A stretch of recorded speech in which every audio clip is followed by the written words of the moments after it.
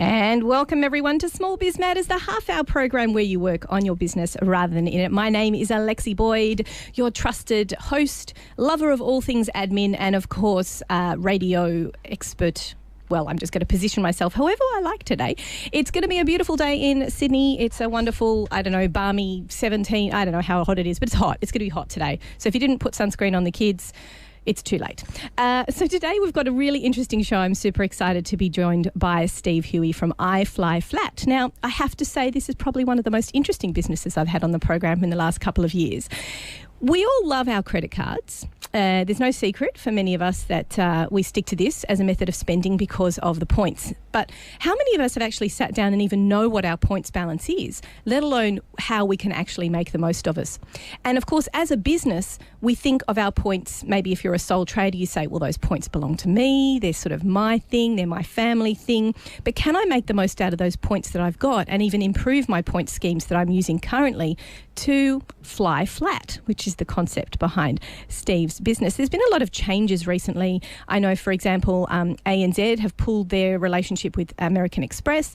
A lot of the banks are not offering the same number of points as they used to. They kind of seem to be pulling out of the market a little bit, whereas the relationship between something like Flybuys is really improving with the airlines, and that can obviously cause a lot of confusion for a lot of people, particularly people who are not in the industry. So that's today why we've got the Points Whisperer. Steve Huey is here from iFlyFlat. Now, welcome to the show, Steve. Thank you very much. First of all, I have to say, definitely the most interesting and intriguing name for a business I've come across. I think it's absolutely fabulous. Was it you who came up with that name? Yeah. Just before bed, I thought, what's a cool name for my business? I fly flat, first in business class. Exactly. Well, wouldn't we all love to? Is it really something that's attainable? I mean, I think to myself, okay, I'm going to take the kids to Europe in about 10 years' time, and I'm going to say to myself, okay, I'm going to aim to do that business class. Is that even achievable for the average business owner? It definitely is, because it's more about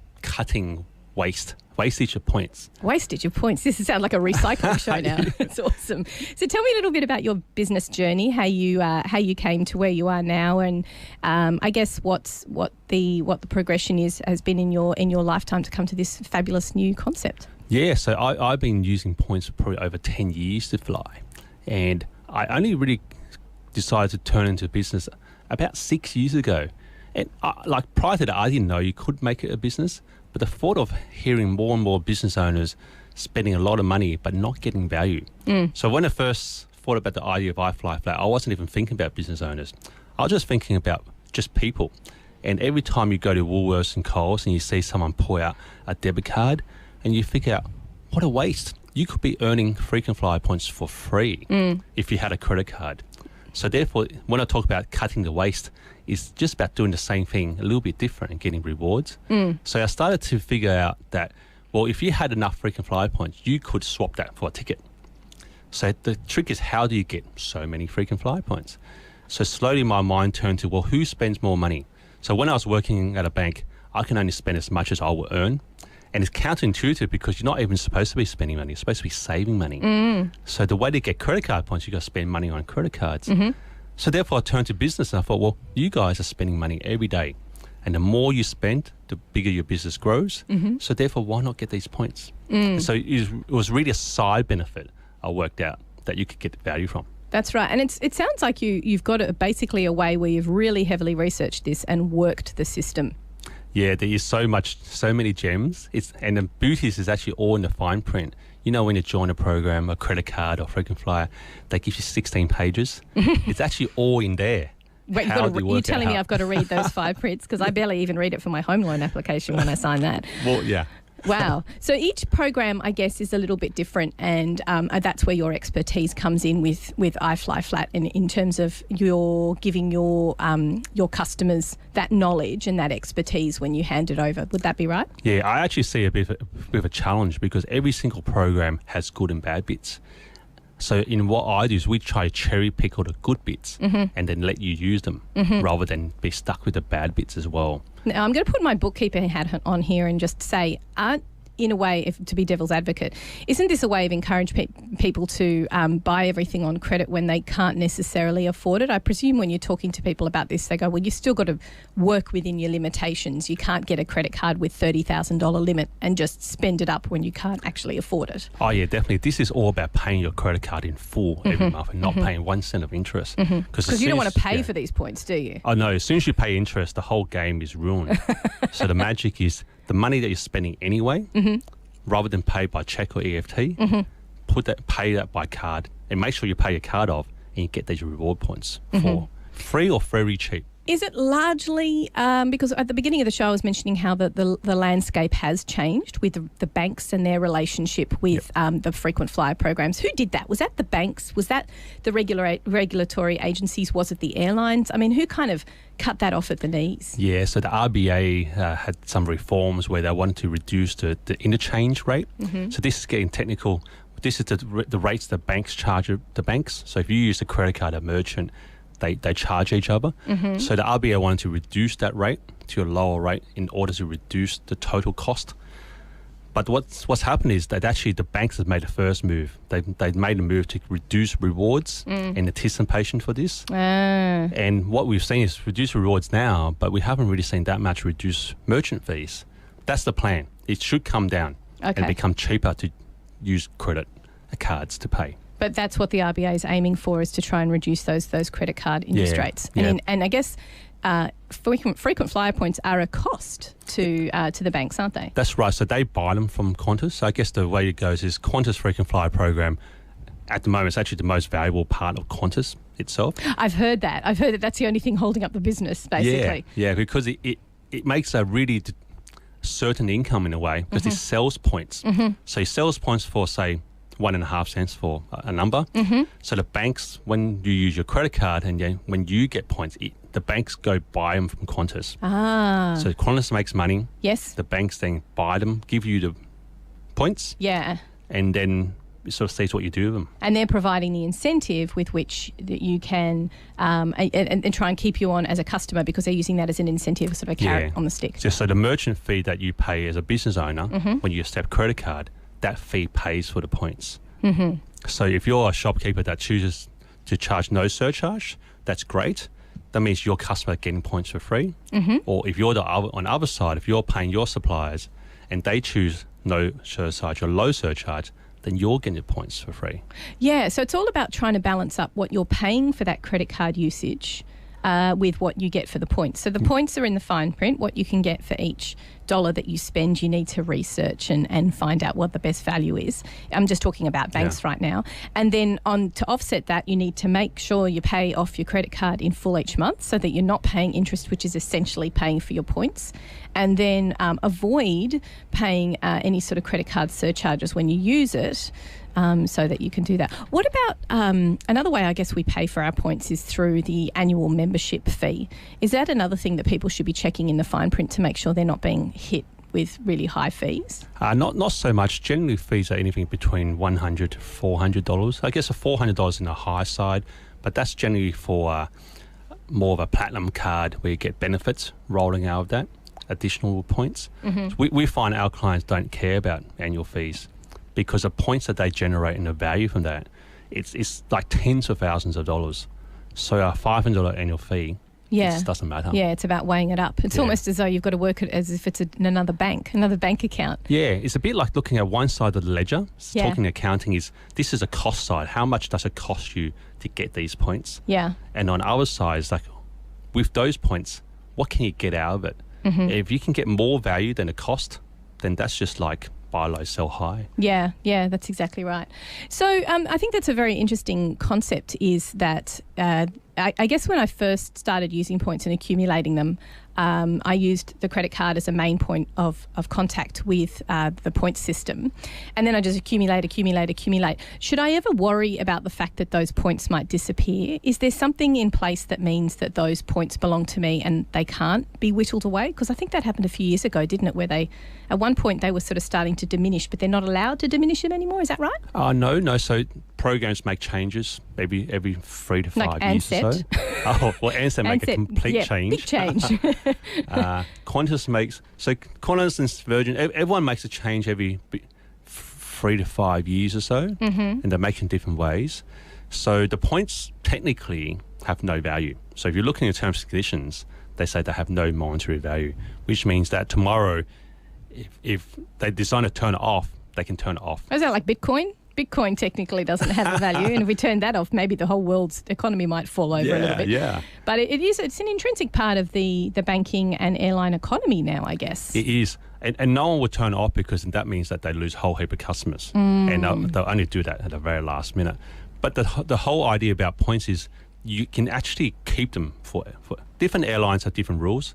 So, for example, say Qantas points, they can be renewed every 18 months. So if you don't use them for more than 18 months, then they will expire. And Virgin's is 24 months. But you can actually renew them indefinitely just by having any transaction. And the whole balance will just extend. When you say a transaction, that can be an accumulation of points as well? Yeah, 1 point in or 1 point out. Oh, okay. Yeah. Very easy to keep. Most people get caught out if they just completely ignore them. Done nothing. Yeah.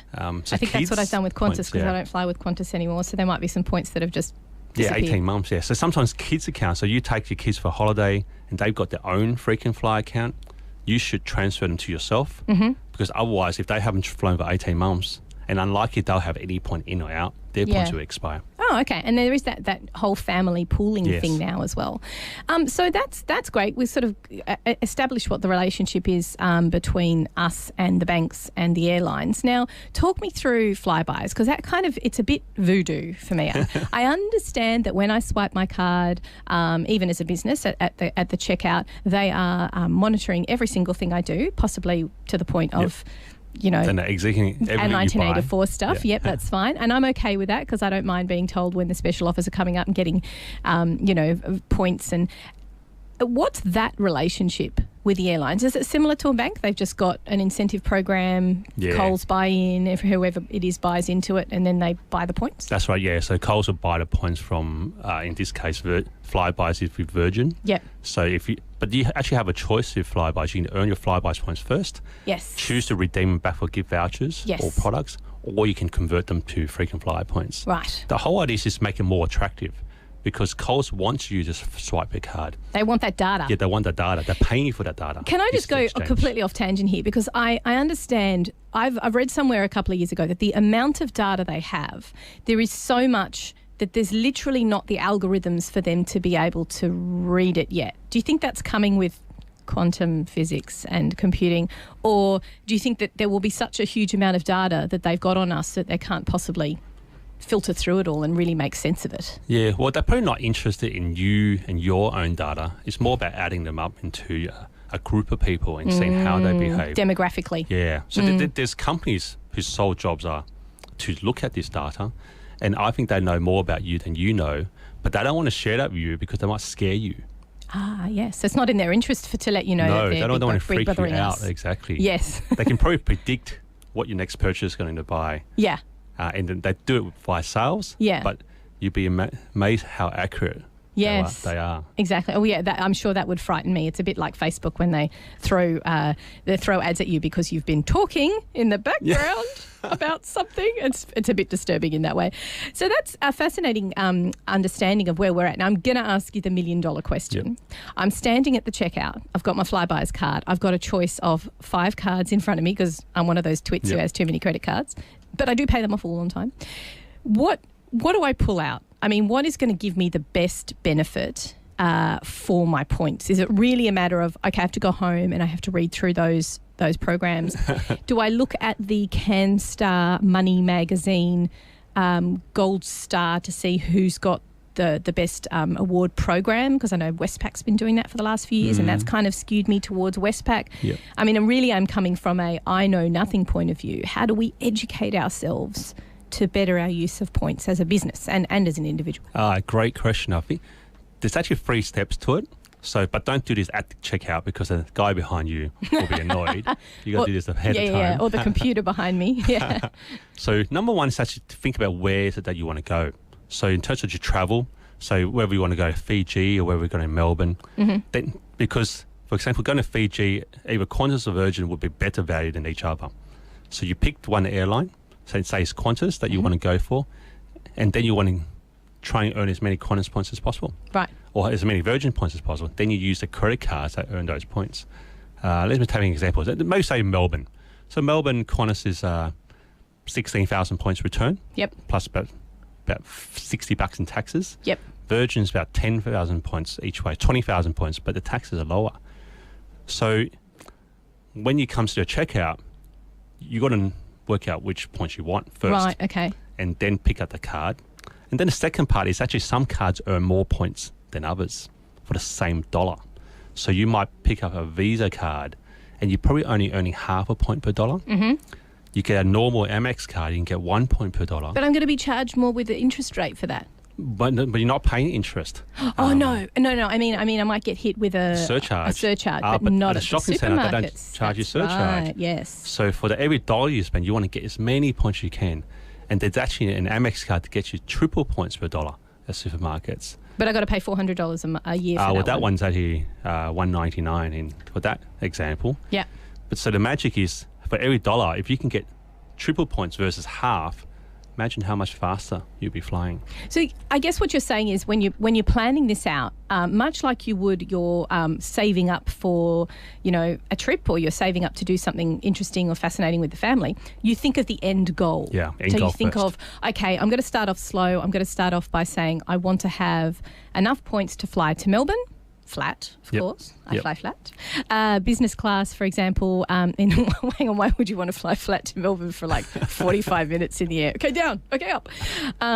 So I guess what you're saying is have an end result in mind. So I'll give you an example from a personal point of view. I knew that we were going to head to the States. I had about a 1 year lead-in time. I started looking at how many points I would need to accumulate in order to do that, and then what I could do to transfer. Now, speaking of transfer programs, we also need to be aware of how those transfer in. So I love Virgin because at the risk of making Virgin an ad for Virgin, what I like about Virgin is the fact that when I transfer points in, occasionally they do bonus schemes. Oh, yes. Are they the only ones who do that, or are there other airlines as well that do bonuses for transfers? Virgin's probably the most popular, running about once per quarter. Qantas does them sometimes as well, more for high spenders. And then sometimes the airlines have discounts. So, for example, Qantas had a 50% off economy bookings discount not long ago. So because it's like anything, there's sales that go on. So one side is that you get more points on transfer. Sometimes you get sales when you come to use them. So that's hard to predict. Yeah, and that is hard. I mean, that's where knowing the matrix clearly, someone like you and what you guys do is helps people to sort of really get in, okay, this is when the sales are on and this is when the point sale, because there's point sales as well, isn't there, as well as normal sales? Yeah, it's actually, it gets complicated from here because sometimes, say for example, flybys, you get those bonus points or double points and things like that. That can help you accumulate more points faster. Yeah, with the bonus points when you spend, I think this weekend they had a scheme where it was like you spent $200 in one transaction and you get 1,000 bonus points or something like that. Yeah, so those are just sort of, in a way, little gimmicks to help you feel better when you're buying something. But the thing is that points do add up. So when you go buy something that's $10, you might not want to swipe your card. But those 10 points do add up over time. So the fact is, you've already given them so much data, then you might as well just, what's the difference? Yeah, exactly. If I'm gonna do this, why don't I just restart? Exactly. So it's an interesting concept because you do need to be aware of quite a few parts of the process. Obviously, how you accumulate, being conscious of what those points cost you in terms of your fees and your annual fees, and also making sure that you pay things off, making sure that you minimise the amount of credit card surcharges you have. So that's the one side of it. And then the other side of it is the transfer, which airline you eventually want to fly to. I mean, there's no point in going, okay, I want to go to Iceland, and I'm going to accumulate Air Fiji, Air Pacific points and go, oh crap, that's right, they don't go to Iceland. So it's kind of, you've got to do your research as well, I suppose. Exactly right. So that's why I sort of start with the end in mind and picking the points. So like you said, there's a couple of factors because the earning side, the spending side. So actually, earning side is the number of points per dollar, and then you've got the credit card to airline conversion. What is the conversion rate? Is it 1 to 1? Is it 2 to 1? And then lastly, which airline flies to your destination for the cheapest price. And the taxes. And the taxes. The taxes do come into it. Some airlines actually, say like Singapore to Europe, would charge you anything about $300 return. Yeah. And Qantas could charge you up to $1,000. So it's kind of, we're talking spreadsheet stuff now, aren't we? It is spreadsheet. You have to have a spreadsheet. You've got to have a spreadsheet. So you've got to know. And also, I guess, some timelines. Be realistic about what you're going to spend. And like I said, if you've got one of those banks that give you these credit cards with a stupid, ridiculous limit on them, which be aware does affect your credit rating with taking out loans and things. So you need to think of that aspect as well. So you need to factor in that part of things, the cost of the credit card, all the way through to the taxes that you might pay at the end, and how to accumulate those points. Yeah, the beauty is that after even factoring all those costs, when you use those points to fly business class, it's still cheaper. It's still probably about less than half price. So the gap is huge. Isn't the jump between economy and business class, is that not double? Am I double in points? Yes. But about 4 times in difference in value. I know. Yeah. Okay, so you have to sort of weigh up whether or not that makes it worthwhile. Can you, I mean, this is a silly question, I'm sure most people know the answer to this, but you can obviously part pay in points, you can part pay in cash, you can part pay... Sorta. You're not going to get the same amount of value than if you use points to book a full redemption. Yeah, right. So there's 2 ways to do it. One is they call it, like, Qantas calls it the Classic Award, which is a fixed number of points but limited seats. Yes. And that you get the most value. Yes. Or they do points plus pay, which is really just converting your points into 0.7 of a cent and then using that money to pay. So therefore, it's like a discount. You're not going to get... You're getting about 1/5 the value. Classic rewards versus points plus pay. Yes. So it's really, I mean, what you want to aim for, what you're saying is what you want to aim for is you want to be, you want to be making sure that you're maximising the points usage, because once you start adding prices into that, you're starting to really whittle away at the costs of the value. You're paying more market prices. Yeah, it doesn't really make much sense. Yeah. So that's an interesting process that we all go through. Now, we've been talking about it in terms of points accumulation and spend and what we do on an everyday basis, I guess, from a spend point of view. How do we convert that concept, which we're all very familiar with now? I mean, points have been with us for what, 15, 20 years now? I feel like I'm very old now. So they've been with us for quite a while. We understand how the progression of them works. How do I put that mindset into my business? So how do I think of this in terms of a business value? How do I make that transition in my mind? I think number one is if you have things that you could pay with no surcharge, then you definitely should pay it, because then that is of no cost to you. Yes, that's right. And then the next stage is to look at things where your suppliers might be charging a surcharge. And then there's 2 ways to go about there. One is you can negotiate a lower fee. Yes, I've done that before. With, if I spend, I'm going to give you the credit card right now. Yep. And as a value for that, you're going to reduce the fee or make it go away altogether. Yeah, because cash flow is king. So yes. I think for a small business or any big business, like knowing when you're going to get this money for the work that you've done, one thing is you know you'll get it, but when? You don't want to spend time chasing people and tiptoeing around, oh, have you seen my invoice type thing? That's exactly right. And ruining relationships and sending reminders and all that sort of thing. I mean, there's a certain automation that we can do to that thanks to some fantastic accounting software packages, but it does waste time and the cash needs to be with you. So it's in your supplier's best interest, really, to make sure the cash is with them. Yeah, that's right. So therefore, that's when you negotiate. So they send you the bill, you pay them 2-3 days. They get the cash, try and get a lower surcharge. You still got your 40 days interest free on your credit card. Nice. So you manage your cash flow. So it's actually a win-win scenario. I guess for me, when I get a bill, I also want to just pay it, because that itself is recognition that thank you for the work I've done. I'm going to give you the money, so therefore you can get on with your business. Yes. And then next time round, you service me better because I'm a prompt payer. Yes, yeah, it is. It's part of the business relationship, isn't it? So that's one way that we can convert that and think to ourselves, right, I'm going to play with this because I want the points.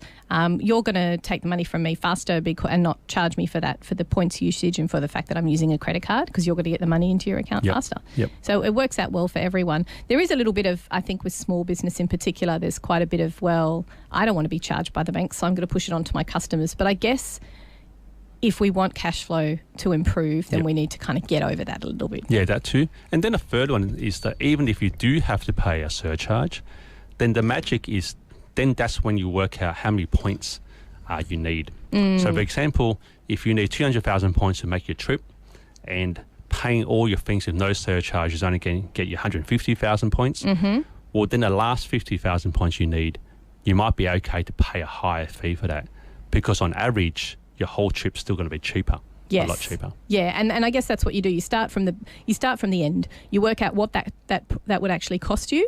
What's the benefit to you to fly flat and to fly business class? I mean, I know in you're very, very heavily involved with LinkedIn. Yep.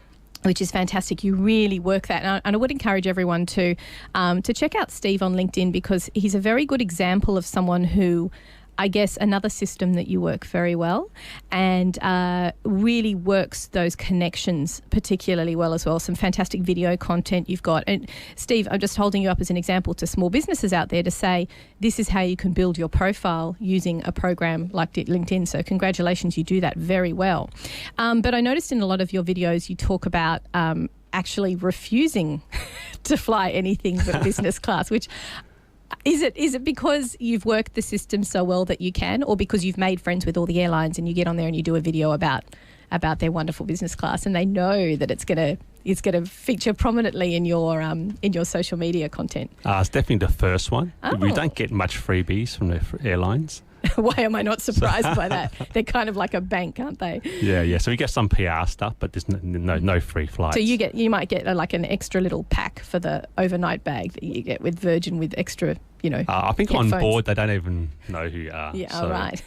So I am I'm not nothing that famous. to them. Exactly. It's funny because you're talking about what is essentially their only profitable part of the business so frequently, and you're talking to a lot of businesses about that. But it's sort of interesting because they have two arms. They have the airline operations arm, which is selling tickets for cash, and then they've got a frequent flyer side. So when you use your points to fly, the guys don't feel like they're making any money because the frequent flyer area has already made the money from you. So therefore, if you're promoting more frequent flyer flights, yeah, they don't feel like they're making any more money from you. Yeah, like it's not a cash exercise. Yeah. But I think that the first part is that the question is the reason I always fly flat is because once you've got the system down right and you're generating these points, then you really have the freedom to fly flat all the time on choice. So I think the magic of freedom is that you can then fly in any way possible, whether you want to fly economy, you want to fly business, or you want to fly first. You actually have these assets, and so assets being points. So if you've got, just like money, if you've got lots of money, you can choose what you want to do. If you've got lots of points, you can sort of do the same thing. So once you're paying a lot of bills by credit card and getting all these points, then you have the option to sort of fly however you like.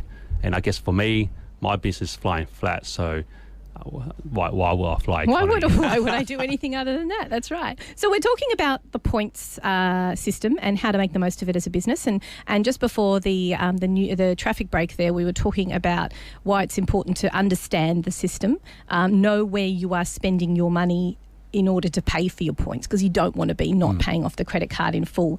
Now, this almost becomes a bottom line asset to a business if they do it properly. So if you've got multiple number of people working for you and then you've got multiple cards out there that are being used across vendors and people are doing all the right things, they're making sure they're asking for no credit card surcharge and you've got your staff working it. How would you suggest with an organisation that's, say, a medium-sized business, are they allowed to divvy up their points to their staff? Can they give it to the credit card holder? What's the best way of using those points as an incentive program within your business? Oh, right. Okay. So points owned by the business are best used back for business travel rather than giving it away, because that avoids any FBT issues. So points are just like if you're spending money buying something for business, you can't just give it to someone to take home. So one way to incentivize, if you've got conferences or you've got meetings, so rather than flying your staff economy, you can use your points to fly them business class. That's a good idea. And the cost to you is pretty low because of the cost of the points. So you can actually enhance the productivity of your staff by flying them business class. And I think whether you do it all the time or the thing with small business is access to business class is tough. It's not like a big corporate where everywhere you fly, you're used to flying business class. For people working for a small business, the ability to fly business class is very limited. So if you're one business who's able to get your points in order and fly your staff business class, I think that builds a very strong engagement. It's a great point, actually. You could even use that as an incentive to when people are shopping around for their work, when they want to come and work for you. You can say, look, this is something we aim for. When we're going to send you away, we're going to make sure that you're comfortable because we recognise that you're away from your family and we want to make sure that it's, as painless as possible. It's a really good way that you can, take it into the HR world. I do like that a lot. That's awesome. We're talking about the asset. Do you think accountants really recognise it as an asset to a business, or is it still a little bit, they don't quite get it at the moment? What do you think the thinking is behind it for them? Yeah, I don't think they quite get it because I don't. When the accountants I come across, didn't you used to be an accountant? I am an accountant. Yeah. So. Oh yeah, that's right. If you're an accountant, you're an accountant for life. Yes, right. It's all about numbers, and so therefore, it's interesting sometimes when I come across accountants is that they don't really fully get the value. They can understand it very quickly. In the day, it's just cost versus benefit. But I think the final detail is that changing just one card can make all the difference. So even though they might be collecting points, they're not collecting them efficiently. Yeah. So being an accountant means you're really good at detail, but it depends what detail is interesting to you. That's right, and it's not the bottom line, and it's not on the balance sheet, so that's not something that's important to them. But if you think of it from an HR perspective, I love what you said there. Then that's a great way of using those points to incentivise people to come and work for you. Let's talk about some of the common misconceptions of point systems. So you mentioned just before we came on air that people don't necessarily understand how upgrades work, or upgrades are not necessarily better value. What do you mean by that? Yeah, I mean that the most common question I get every day is like, so if I can't just book a point on fly on points, so can I just buy a ticket and upgrade? And even weeks ago, I used to be quite annoyed hearing that. It's like I used to think, well, what do you think the other 200 people on board want to do as well? That's a good point. We've all got points now. We all know how they work. Yeah. So actually, my best analogy is a bit like saying, trying to get an upgrade is like going to a popular restaurant with no booking, hoping to get a table, because there's lots of people that want an upgrade. So how they allocate it is actually based on ranking. So like a restaurant, if you know the owner, they can find you a table. Oh wow, okay. If you're a celebrity, they can find you a table. But if they don't know you, then you just got to wait. So the airlines have got a rating on us based on our frequent flyer use as well? Yes, so that's that's where platinum gold status comes from. I see. I thought it was just the colour of the card. So the more you fly, the more status credits points you get, and then that moves you from bronze, silver, gold, platinum, and platinum 1. Yep. So which means that means that you spend more money with the airline, makes you a more valuable customer.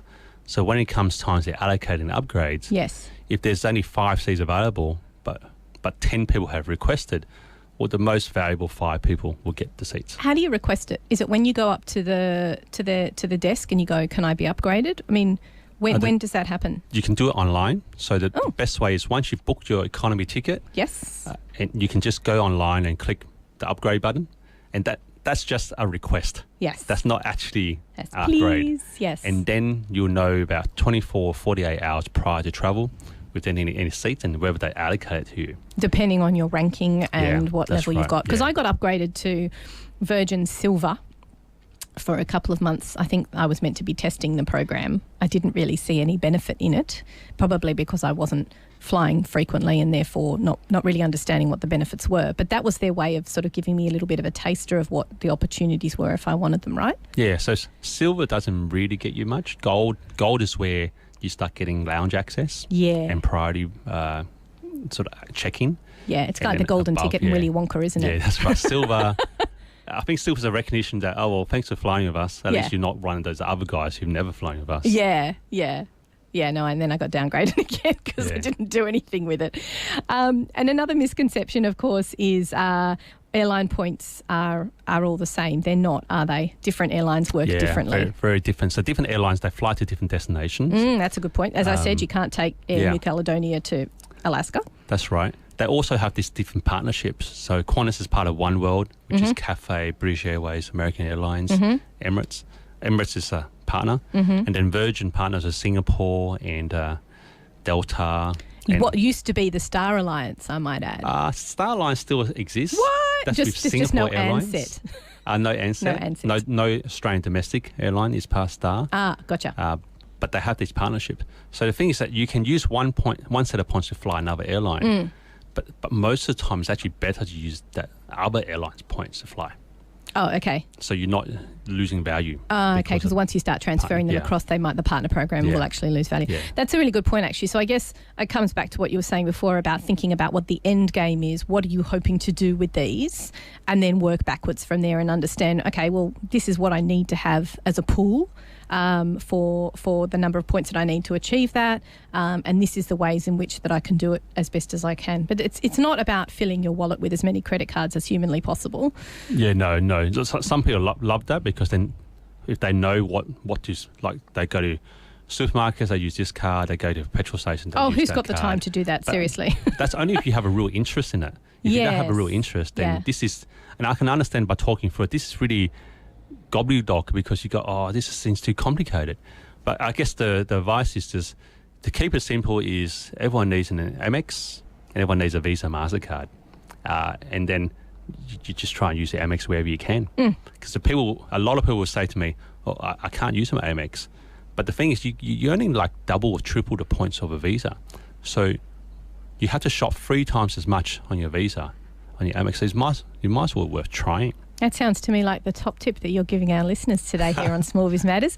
Look, thank you so much for coming on the program, Steve. It's been fascinating and really interesting to see how we as small businesses can use these points as an asset for various uses within a business. So give me a quick plug for your website and how people can find out more. Yeah, come and find out more at iflyflat.com.au or Google. Put in iFlyFlat in Google. I don't think anyone else has got the words iFlyFlat, do they? Oh, look, that's wonderful. Thank you once again for coming on the program. And anybody who's missed a part of this show, you can, of course, catch up on our blogs and podcasts page on smallbizmatters.com.au. If you're not already a subscriber, make sure you jump on because you can find out about all the latest events that are coming up. Thanks for listening, everybody. You've been listening to Alexi Boyd, your local business expert. And I'll be back next week with another fantastic guest. This is Small Biz Matters on Triple H 100.1 FM.